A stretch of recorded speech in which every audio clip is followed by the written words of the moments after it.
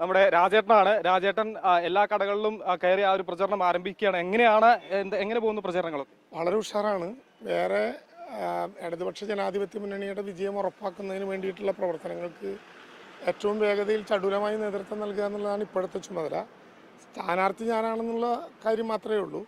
സ്ഥാനാർത്ഥിയേക്കാൾ പ്രധാനം ഇടതുപക്ഷ ജനാധിപത്യ മുന്നണി എന്ന പൊതുപ്രസ്ഥാനത്തിനാണ്. അത് വളരെ വേഗത്തിൽ ആ പ്രവർത്തനങ്ങളുമായി എണ്ണയിട്ട യന്ത്രം പോലെ പോവുകയാണ്. മേഖലാ കൺവെൻഷനുകളും ബൂത്ത് കൺവെൻഷനുകളും ഒക്കെ പൂർത്തീകരിച്ച് 23-ാം തീയതി മണ്ഡലം തല കൺവെൻഷനിലേക്ക് കടക്കുകയാണ്. ഇന്ന് രാവിലെ നമ്മുടെ ചെറിയ പെരുന്നാളിൻ്റെ ഭാഗമായിട്ടുള്ള നമസ്കാരങ്ങളിലൊക്കെ പങ്കെടുത്ത് ആളുകളെയൊക്കെ കണ്ട് ഇപ്പോൾ പൂച്ചട്ടിയിലെ ഈ കേന്ദ്രത്തിലേക്ക് പ്രവേശിച്ചിരിക്കുകയാണ്.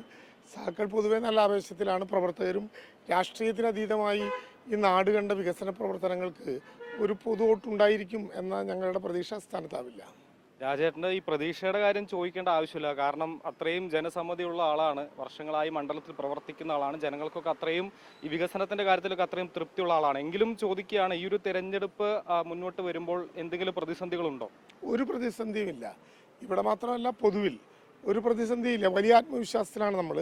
കഴിഞ്ഞ തവണത്തെ ഭൂരിപക്ഷത്തെക്കാൾ വലിയ അളവിൽ അത് കൂട്ടണം എന്ന പ്രതീക്ഷയോടെയും എന്ന വാശിയോടെയുമാണ് പ്രവർത്തകരെല്ലാം പൊതുവായി രംഗപ്രവേശം ചെയ്തിരിക്കുന്നത്. അത് കൂടുതൽ ആവേശം പകരുന്നുണ്ട്. ഞാൻ KPMSൻ്റെ സംസ്ഥാന സമ്മേളനത്തിൽ നിൽക്കുമ്പോഴാണ് തെരഞ്ഞെടുപ്പ് കമ്മീഷൻ തീയതി പ്രഖ്യാപിക്കുന്നത്.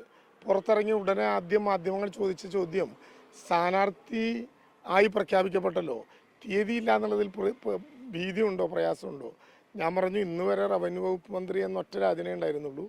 ഇന്ന് കഴിഞ്ഞാൽ ഒല്ലൂർ നിയോജക മണ്ഡലത്തിൽ 205, 215 ബൂത്തുകളിലും 10,000-കണക്കിന് കെ-രാജന്മാർ രംഗപ്രവേശം ചെയ്യുകയാണ്.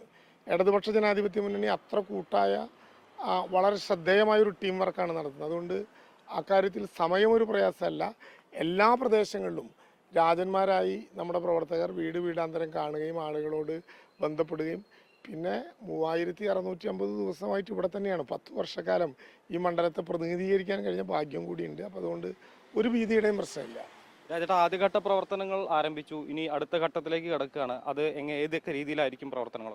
23-ാം തീയതി നമ്മുടെ മണ്ഡലം തല നിയോജക മണ്ഡലം തല കൺവെൻഷൻ വിപുലമായി ചേരുകയാണ്. നിയോജക മണ്ഡലം കൺവെൻഷൻ മുമ്പായി ഇത്തവണ ബൂത്ത് മേഖലാ കൺവെൻഷനുകൾ പൂർത്തീകരിച്ചു.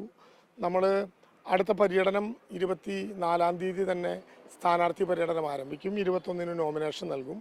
27-ാം തീയതി ബഹുമാനപ്പെട്ട മുഖ്യമന്ത്രി തന്നെ ഈ നിയോജക മണ്ഡലത്തിലെ പട്ടിക്കാട് വൈകുന്നേരം 4 മണിക്ക് പ്രചാരണ പ്രവർത്തനങ്ങൾക്ക് ആക്കം കൂട്ടാനും അതിന് ഒരു ദിശാബോധം സൃഷ്ടിക്കാനുമായിട്ട് എത്തിച്ചേരുന്നുണ്ട്. 9 വരെയുള്ള പ്രവർത്തനങ്ങളിൽ ഏറ്റവും ചിട്ടയോടെ പ്ലാൻ ചെയ്ത് മുന്നോട്ട് പോവുകയാണ്. ഈ സ്ഥാനാർത്ഥി, ഒല്ലൂരിലെ സ്ഥാനാർത്ഥി എന്നുള്ളതുപരി തൃശ്ശൂരിന്റെ പൾസ് അറിയുന്ന ഒരാൾ കൂടിയാണ് രാജേട്ടൻ. അതുകൊണ്ട് തൃശ്ശൂരിൽ മൊത്തത്തിൽ ഒരു പ്രതീക്ഷയാണ്. എത്ര സീറ്റുകൾ പ്രതീക്ഷിക്കുന്നത്? ഞങ്ങൾ ഒന്ന് പോയി കഴിഞ്ഞ തവണ, അതുകൂടി ഇത്തവണ കിട്ടാനുള്ള ശ്രമത്തിലാണ്.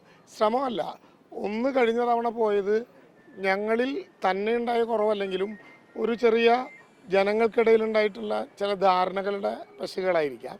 ഇത്തവണ 13 പൂർണ്ണമായും ഇടതുപക്ഷ ജനാധിപത്യം. 13 സീറ്റുകളാണ്. 13 ഇടതുപക്ഷ ജനാധിപത്യ മുന്നണി. അത് തന്നെയാണ് ഞങ്ങളുടെ ഏറ്റവും പ്രധാനപ്പെട്ട ലക്ഷ്യം. എന്തായാലും എല്ലാവിധ ആശംസകളും. പ്രചരണങ്ങൾ തുടരട്ടെ. എല്ലാവിധ ആശംസകളും. ഗംഭീരം. അതാണ് ഇപ്പോൾ നമ്മോടൊപ്പം ചേർന്നത് മന്ത്രി കെ-രാജൻ. ഇപ്പോൾ മന്ത്രിയല്ല, ഇപ്പോൾ സ്ഥാനാർത്ഥി കെ-രാജനാണ്. അദ്ദേഹമാണ് പറഞ്ഞത് വലിയ പ്രതീക്ഷ ഉണ്ട് എന്നുള്ളതാണ്. 13 സീറ്റുകൾ തൃശ്ശൂരിൽ ഉണ്ടാകും. കഴിഞ്ഞ തവണ നഷ്ടപ്പെട്ട ആ ഒരു സീറ്റ് തിരിച്ചു പിടിക്കും എന്നുള്ളൊരു അത്രത്തോളം പ്രതീക്ഷയോടെയാണ് അദ്ദേഹം സംസാരിച്ചത് എന്നുള്ളതാണ്. ആ ഒരു പ്രതീക്ഷയോടെ തന്നെ അദ്ദേഹത്തിന്റെ ഈ ഒരു പ്രചരണം തുടരുകയാണ്. ഇപ്പോൾ പൂച്ചട്ടിയിലെ കടകൾ കയറിയുള്ള പ്രചരണമാണ്. കഴിഞ്ഞ ദിവസം ഈ പ്രദേശങ്ങളിലൊക്കെ റോഡ് ഷോ ഉണ്ടായിരുന്നു. അത്തരത്തിൽ പ്രചരണത്തിന്റെ 2ാം ഘട്ടത്തിലേക്ക് എത്തുമ്പോഴും വലിയ പ്രതീക്ഷയാണ് ഒല്ലൂരിലെ LDF സ്ഥാനാർത്ഥി കെ-രാജൻ പങ്കുവെക്കുന്നത് എന്നുള്ളതാണ്.